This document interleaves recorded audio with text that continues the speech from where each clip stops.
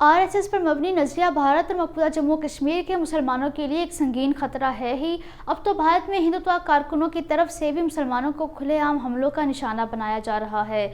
RSS की हिमायत याफ्ता BJP हुकूमत भारत में हिंदू बालादस्ती को फरोग दे रही है। मोदी के भारत में मुसलमानों के साथ जिंदगी के तमाम शोबों में इम्तियाजी सलूक रवा रखा जा रहा है। हत्ता कि भारतीय अदलिया भी मजहबी मामलात से मुतल्लिक मुकदमात के फैसलों का ऐलान करते हुए हिंदुत्व नजरिए को तरजीह दे रही है। भारत और मकबूजा जम्मू कश्मीर में मुसलमानों के मजहबी मकामात पर खुलेआम हमले किए जा रहे हैं। बीजेपी हुकूमत ने अपने शैतानी एजेंडे को नाफिज करने के लिए अराजी और असासों का इस्तेमाल करने के लिए मकबूजा जम्मू कश्मीर में वक्फ बोर्ड का कंट्रोल भी संभाल लिया है। भारत में रियासती सरपरस्ती में हिंदुत्व लीडर बगैर किसी खौफ और डर के मुसलमानों के खिलाफ जराइम को हवा देते हैं। मोदी की फस्ताई पॉलिसियां हिटलर की याद दिला रही हैं। नस्लकुशी से मुतालिक माहिरीन पहले ही मकबूजा जम्मू कश्मीर और भारत में मुसलमानों की नस्लकुशी के बारे में खबरदार कर चुके हैं।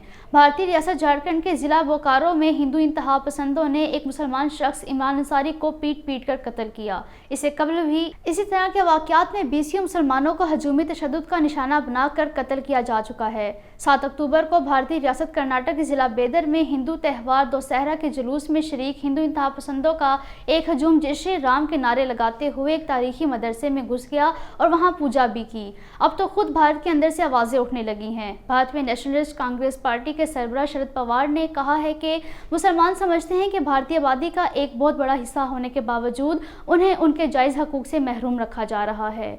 शरद पवार नागपुर में मुस्लिम इंटेलेक्चुअल्स फोरम के ज़ेर एहतमाम भारतीय मुसलमानों को दरपेश मसाइल के उन्वान से मुनक्किदा एक तकरीब से खिताब कर रहे थे। मकबूजा जम्मू कश्मीर में सियासी जमातों के मुश्तरका platform people's alliance for Gupkar declaration ने एक 14 रुकनी कमेटी कायम की है जो इलाके में नजरसानी शुदा इंतखाबी फहरिस्तों में गैर मुकामी लोगों को शामिल करने और उनमें हेरा फेरी की किसी भी कोशिश से निपटने के लिए हिकमत अमली वज़ा करेगी।